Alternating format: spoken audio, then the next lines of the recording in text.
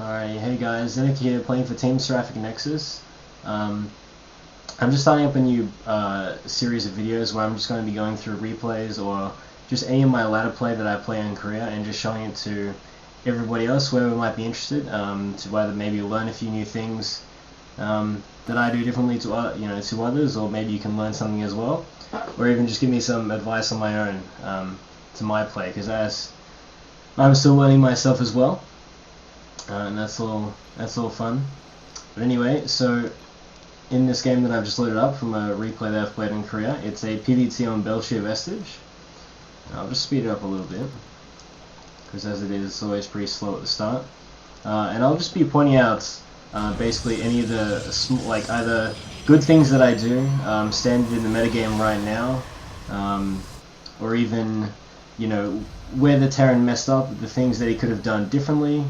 And just stuff like that throughout the replay, and so I'll just be showing those.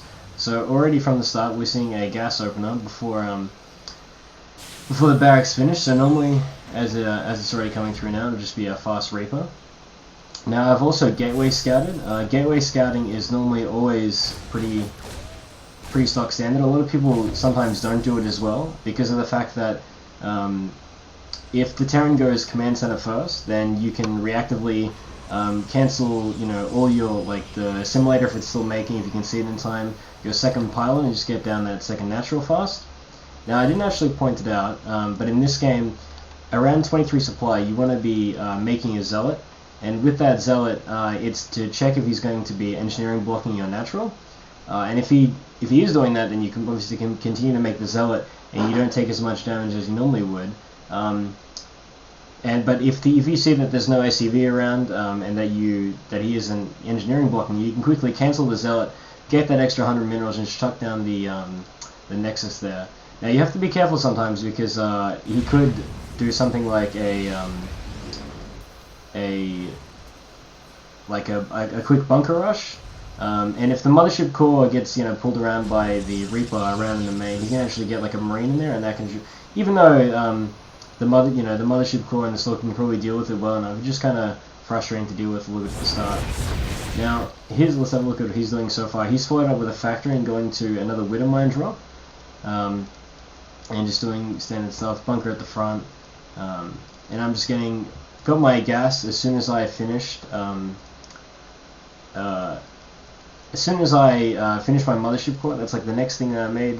Then the third pylon, I think it was, or the fourth. And then just getting a second stalker out. Now, another thing that I like to do in PvT is always send that mothership core out. As far as I know, there isn't much they can actually really punish this. I know there might be some timings where the Terran just goes for makes 4 racks off one base or something like that, which is normally pretty all in. So you can normally just sack the natural and then just, even though you lose 400 minerals down here, you just send the mothership core back to base after you've seen it. Try not to lose it. It's probably what'll change the game if you do lose it, and then just bring it back, sit on my base for a bit, make a few immortals if he's sitting down your ramp with bunkers, and then just continue playing on. But anyway, I'll keep playing this replay, and we'll see. So, I'll go in here a bit, and see what I see. I see a factory, and I see a Widow Mine come out, so I'm like, okay, it's, and I'm fairly sure that he's expanded at this point, with the amount of things that I've seen here. If he was going to all-in me, I probably would have seen a little bit more barracks just hanging around. And even then, like I was saying, if he was all-in me, then I can just fall back to the main. So I killed the Reaper there, and then after I've got a decent amount of saturation here, around about 13 or so probes, I get the two Forges, then followed up by 2 gases, and then the Colossus Bay, while still making probes. Now, I'll just pause for a sec as well. So how many observers do I have so far?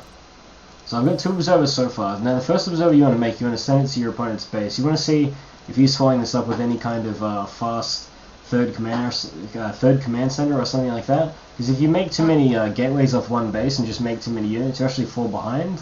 And if you don't follow this up with maybe an all-in or something like that, and you leave him alone for long enough, he can actually come back. Well, he gets a lead because he has such an economic advantage. Now, so you sent your first observer over there, and now I sent my second observer into my mineral line. Now, this would mean that if he's going to float any Widow Mines into my mineral line, I'll be already prepared for that, just like he's about to do with this one. And so after I get my third observer, I just send it to my natural. And basically how you want to play this is you want to have basically enough units to deal with everything that he's got at one side, and photon overcharge to deal with it at the other. So I've got 164 energy, just enough to save for one photon overcharge, and we'll see how this plays out. So speed up just a little bit, and yeah, my upgrades also just starting too. So here he is sending it the middle line. You be careful about this, because yeah, so I actually photon overcharged the natural because I wasn't expecting this, but so he does a little bit of damage here, but let's see, this kills 2 probes. So I deal with the threat at the natural, and I quickly chuck my units into the main.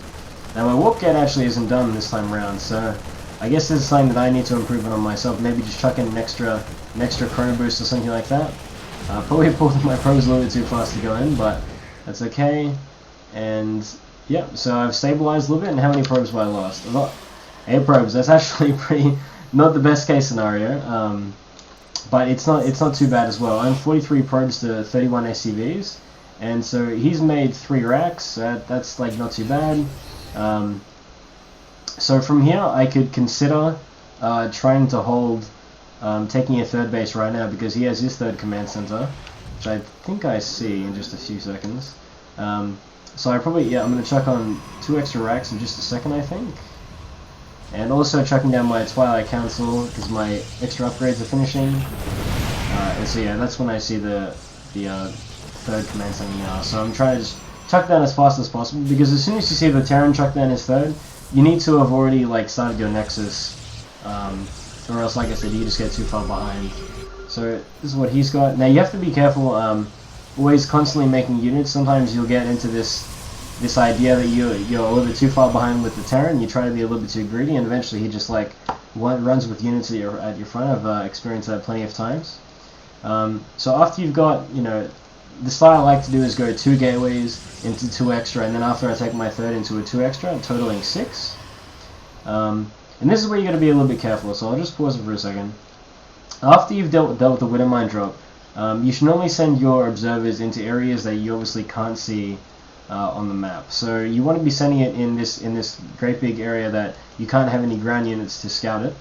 And you have about 4 Stalkers and 2 Zealots just sitting on the opposite side, and what that'll do is that as soon as the medevacs fly in, it automatically, Stalkers will target fire the medevac, and any units that drop out will just be tanked by the Zealots and just do, it's just like hard for him to control it basically. And if he does fly it past the observer, then you basically just run your Stalkers over here, deal with that. Now I actually lost my observer at his base, which I'll need to remake in the future, because he could be SCV pulling me or something like that, which can be quite dangerous. I'll explain just a little bit as well. So yeah, I just have a probe down here as well. I think it's just sitting there, just seeing if there's going to be any units that run past here. And this is what I was talking about how he can only have a certain amount of units at this particular point in time in the game. So he has these 2 medevacs here, which they could be could be faked as well. But then if he's going to commit this many units to killing this Nexus down here, and I notice there's actually nothing in these medevacs, and I can quickly run my units down here where he's got no medevac support, kill all these units, and then most likely go for a counter attack, kill his third base, or do something like that. But I'll play how this game goes out. Now also, something to note this game, what I've chosen to do is, normally I go for a 3 Colossus into Templar with obviously Stalkers to help deal with the Vikings and stuff like that. But normally when the Terran plays really greedy with going to like 2 racks into factory, starport, into a 3rd command center, you should try and consider making that Templar Archives. Because what that'll do is he won't have as many units, which he'll be able to deal with lots of Zealots around the map. And also, having Templar on the map makes you also able to not be easily killed by an SCV pull all in. Whereas if you have 3 Colossus, there is like some timings where the Terran just powers up so hard and so fast that it's actually too hard to hold with 3 Colossus. So I'll play this again, just regular game speed. So let's have a look. Do I see it on the minimap? I'm not sure if I actually did see that. So I see these units coming up over here, so I try to deal with this. And I have my units between my third and my natural, and yeah, he doesn't have that many units here. But it's enough to have some kind of threat. still kind of just sitting around. And this entire time, something you might like to try and do as well is just trickle in Immortals as well. Immortals are, the price of 2 Stalkers, and they basically do, they're really hard to kill, and they do really good damage against, obviously, Marauders, and they're also very good, they're decent against Marines. So I sent a probe out there. I was trying to send like a proxy pylon to set up around the map. Whoopsie. Yeah, just on the sides of the map here. And this just makes it so I can do any kind of zealot run-bys or even see any drops that are coming. A second. There we go. So yeah, just chrono boosting upgrades, getting Immortals. Let's have a look at my gateway count. I'm just powering a little bit more now, so I'm up to 10 gateways, but I haven't actually changed it yet in my hotkeys. So I'll speed this up. I'll go to everybody's view, see what the Terran's doing. So he's just adding on extra racks. He's actually being defensive now because I think he thinks that he can't really do anything because I'm just being too defensive with it. I have my units here. If he tries to be aggressive and he just loses them, then he'll have like a greater disadvantage. And the most important thing in PvT to note is that these upgrades. So right now he's going to have 2-2 finishing, but my 3-3 are almost finished. And let's have a look. Does he have he's only just starting his Ghost Academy, and I've already got 3 Templar out here, and I think I've got a Templar in the main as well. So here he's going to try. Let's put this in normal speed now. So he tries to pull it at the natural, but this is what I was saying about him not having the most amount of units because of the time in the game. I'm actually down in supply right now, but it's mainly because of like how hard I'm powering, because I have these extra gateways that I've made that I haven't actually utilized yet. I haven't have an upgrade advantage, and so normally during this timing of the game it's all about being able to spread your units well. Now losing this one Colossus isn't the biggest deal because, like I said, I haven't invested too much into it. I don't think I actually didn't get Colossus range. I'm only getting it now because I'm actually transitioning into it. So I'll play a little more. And always just being careful of this little patch of units that could come in to attack. And so now he's in a weird position because he needs to now make... He lost a decent amount of his ground army. And he needs to now make Ghosts and Vikings at the same time. Now Ghosts kind of cut into that Marauder and just general unit production in general. And Vikings also is just like an extra unit that the Terran obviously has to make to counter the Colossus, so there is nothing that kills them unless you have really good positioning. And obviously if you're forcing him to make Vikings, then he has to make less ground units, which means that you're going to be able to just walk over his army quite easily. Now my 3-3 is actually finished now, so I should be trying to move out on the map as soon as I possibly can. So let's have a look. What am I actually looking at right now? I'm just chrono boosting units. I think I'm waiting for my 2 extra Colossus to finish. And just about to get max with 200 supply. So I'll play it a little bit faster again. So again, here's that double pronged harass. Just quickly feed back those 2 medevacs with like a nice cannon placement as well. And then just with reinforcement zealots while pushing in down here as well. And obviously making just a few Stalkers with this last composition because just to help. Because although Storm is really good against Vikings, it's not something that properly cleans it up as well as Stalkers can. Plus you can get in position with those Stalkers too. So right now I'm just setting my pylons across the map to eventually attack his 4th.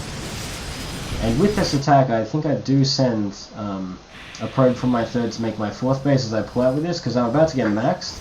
So me having these extra minerals doesn't really help all that much. So having the mothership core is actually really good. That time warp against the ground Terran army is really hard to deal with. I'll play this in slow speed. So his 3-3 is almost finished. Now a lot of Terrans like to do this. Just to make the micro a little bit easier, they like to pull the Ghost forward. Which, do I even have an observer with this army? Actually, I don't have an observer. So if he had Cloak, which is almost finished, he could have actually had a much better fight in this engagement. So he's about to, use his EMP on my Templar. But what you should like to do is try to get your Templars on a different hotkey. So you just instantly pull them back with something like this, and he just EMPs basically a couple of Stalkers, which doesn't really help at all. So now I've just got my Templar, and this basically should just be a really easy fight for me to win. Like I said, I mean, how many Vikings? He's only got 4 Vikings, so I could probably do a little bit better targeting with these Stalkers here, but at this point, there's not much else you can do. and yeah, just killing this base. Now, something important to note is that although like the game is only won in this position, you should try and kill this base, go back to your fourth, and basically just keep the Terran on as many low bases as you possibly can, and then eventually just have like such a great econ lead that you can eventually just keep running units, more and more units into his army, and not really having to micro it at all. But you just having that sheer amount of econ lead will be able to win you the game from that position. So the main things to note about this game: always trying to chrono boost your upgrades. Normally you'll be able to, like, a lot of Terrans like to get fast evays to obviously like keep up with the Protoss. But the main idea is, you know, how I feel about PvT is that if you're able to take very minimal damage from the Terran, and it kind of helped from this game. I mean, he went for a Widowmine drop and killed eight probes. That's not too bad. But obviously, you know, keeping up with the Terran, making sure I get that fast third Nexus as soon as I see his fast third command center, and then really just trying to press that upgrade advantage and moving forward like that. So anyway, guys, I hope you learned something from this video. If that was this is my first giving it a try at it, so I'm not sure if there was anything else I could have improved on. It'd be great to hear your advice on it. And yeah, if you have any replays or any comments, just leave it in the YouTube comments, and I'll be able to try and answer them for you. And maybe even just send your own replays to my email address that I'll put into the YouTube comments. Anyway, thanks for watching, and yeah, have a nice day.